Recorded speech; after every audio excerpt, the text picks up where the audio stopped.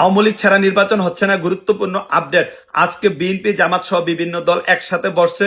তাদের মূল আলোচনা হচ্ছে সামনে নির্বাচন কাঠামো এবং নির্বাচন নিয়ে তাদের মধ্যে একটা বিভ্রান্তকর পরিস্থিতি সৃষ্টি হয় এবং তারা কিভাবে একজোট হয়ে নির্বাচন করতে পারে। তাহলে একজোট যদি হয় জামাত এবং বিএনপি, তারা যদি একজোট হয় তাহলে জোট হইব কার বিরুদ্ধে?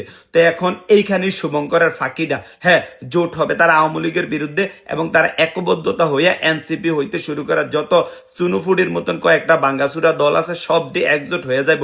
অলরেডি জামাতরে অনেকগুলা সিট বিএনপি কিন্তু দিয়া দিছে, কিছু সিট দিছে এনসিপি রে, কিছু সিট দিছে টেরাক মার্কা নুরুরে, এবং অন্যান্য যে ছোট দলগুলো আছে আমজনতা টামজনতা সবাইরই মোটামুটি বিএনপি সাইড দিছে। তার মানে এটা 100% নিশ্চিত। আজকের এই মিটিং এর মাধ্যমে জনাব তারেক রহমান সাহেব নিশ্চিত করেছেন যে আওয়ামী লীগ নির্বাচনে আসতেছে এবং যদি আওয়ামী লীগ আসে তাহলে তারা একজোট হয়ে কিভাবে নির্বাচন করা যায়। এইবার কথা হচ্ছে কি, যদি আওয়ামী লীগ নির্বাচনে আসে, বাংলাদেশ আওয়ামী লীগের কোনো এমপি মন্ত্রী থেকে শেখ হাসিনা বাংলাদেশে আসার দরকার নেই। ভারতে বৈশা প্রার্থীতা দিবে, ভারতে বৈশা মার্কা দিবে। আপনারা বললে আওয়ামী লীগ যে ঠেলান, যেহেতু বলছেন আওয়ামী লীগ ভালো না এটা সেটা, তাহলে এটা জনগণের রায়ে বিচার হবে, কারণ ভালো না যেহেতু সেটা তো জনগণ জাজমেন্ট করবে।